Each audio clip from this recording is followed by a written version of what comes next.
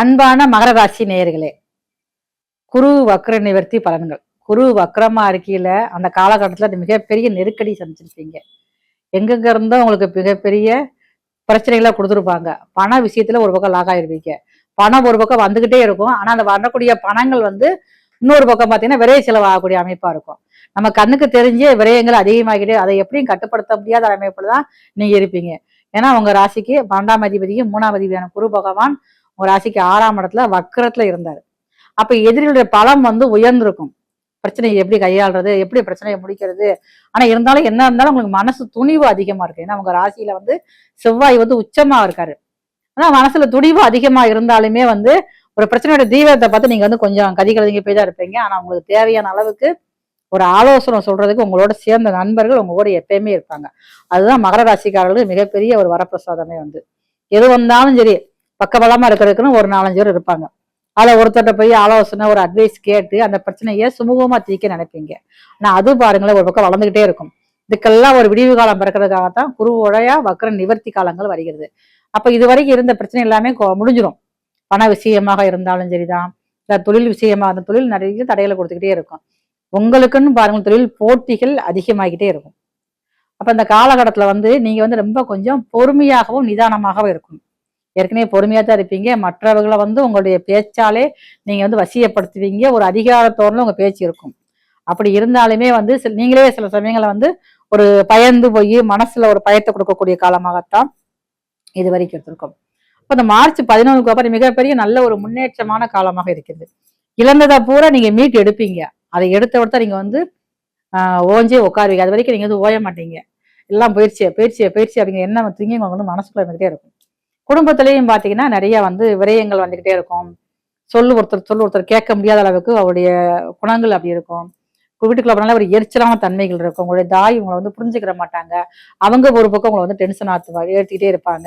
உங்களுடைய சகோதரிகள் வழியில நிறைய ஆதாயமான ஒரு நல்ல நேரமா தான் இருக்கும். உங்களுக்கு சகோதரி மூத்த சகோதரியாகட்டும் இளைய சகோதரியாகட்டும் உங்களுக்கு எல்லாமே ஒரு நன்மை தரக்கூடிய அமைப்பாக உங்களுக்கு இருக்கிறது.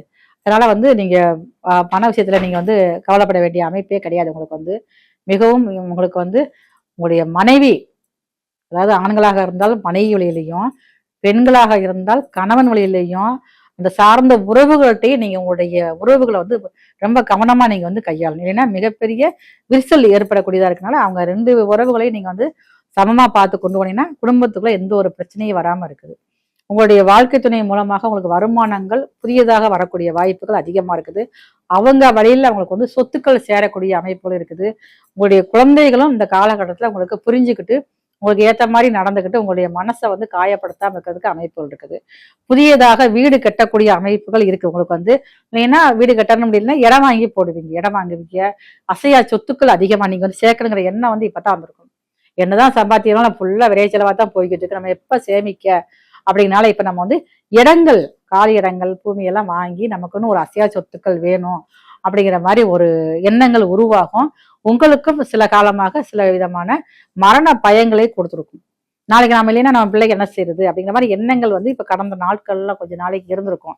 அப்ப அதுக்கு ஏத்த மாதிரி உங்களுடைய நீண்ட காலமான பிளான்கள் நீங்க போட்டுக்கிருவீங்க. அதுக்கேற்ற மாதிரி ஒரு திட்டங்கள்லாம் நீங்க போட்டுக்கிருவீங்க. எதனாலும் சரி நமக்கு என்னாலும் பரவாயில்ல, நம்ம பிள்ளைகள் நம்ம சேஃப்டியா இருக்கணும் அப்படிங்கிற எண்ணங்கள் ரொம்ப உங்களுக்கு அதிகமா தான் உங்களுக்கு இருக்கும். படிப்பு, அதாவது மகர ராசிக்காரங்க பள்ளியில் படிக்கிறவங்களாகட்டும் உத்தியோகத்துல படிக்கிறவங்களாகட்டும் படிப்பு விஷயங்களை நீங்க கொஞ்சம் கவனமா இருக்கும். ஏன்னா நீங்க என்னதான் நீங்க மனசுல ஒரு திடமான ஒரு எண்ணத்துல இருந்தாலுமே உங்களுக்கு உங்க மனசுல ஒரு தேவையில்லாத ஒரு உணர்வுகள் வரும். அந்த உணர்வு காதல் உணர்வாகவும் இருக்கலாம், தேவையில்லாதவா இருக்கலாம். தேவையில்லாத பழக்க வழக்கங்கள் அதிகமாக வர்றதுக்கு வாய்ப்பு இருக்கிறதுனால கொஞ்சம் நீங்க இந்த காலகட்டத்துல கவனமா இருக்கணும். தேவையில்லாத படிப்பில் தடை ஏற்படுத்தக்கூடிய நேரமாக இருக்கிறதுனால படிப்பு விஷயங்களை நம்ம கவனமா இருந்துக்கங்க.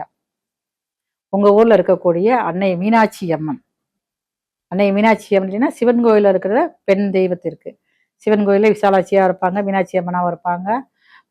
பலவிதமான பேர்ல இருந்தாலும் சரிதான். அந்த மீனாட்சி அம்மனுக்கு புதன்கிழமை தோறும் சென்று ஒரு வழிபாடு செஞ்சுட்டு வாங்க.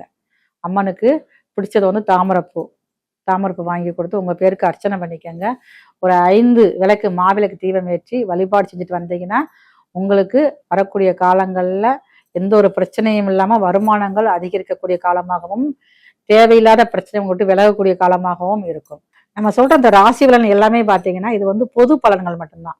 தனிப்பட்ட முறையில உங்களுடைய சுய சாதகத்தை நம்ம வந்து அலசி ஆராய்ஞ்சு பார்த்து சொல்றது உங்களுக்கு வந்து 100% பெர்ஃபெக்டா இருக்கும். ஆனா இதுலயும் பாருங்களேன், நிறைய பேர் வந்து நிறைய எனக்கு வந்து கமெண்ட்ல சொல்லுவாங்க, போன்ல சொல்லுவாங்க, ஒரு சில விஷயங்கள் நடக்குது செய்யுது அப்படிம்பாங்க. எதுவாக இருந்தாலுமே வந்து முறையான ஒரு நம்பிக்கையோட சொல்லக்கூடிய கோயில்களுக்கு போய் வழிபாடு செய்யறப்ப எல்லா விஷயங்களுமே உங்களுக்கு வந்து வெற்றி கிடைக்கக்கூடிய வாய்ப்புகள் வந்து அதிகமாக தான் இருக்குது. என்னதான் வந்து குரு நிவர்த்தி ஆனாலுமே வந்து அந்த குருவுமே பாருங்களேன், அவருடைய பகை வீட்டுல மாரகஸ்தானத்துல உட்காந்துருக்காரு. அப்படிங்கிறப்ப நிறைய பேருக்கு வந்து மனசுல எல்லாம் பலமான பிரச்சனைகளை கொடுத்துக்கிட்டே இருப்பாரு.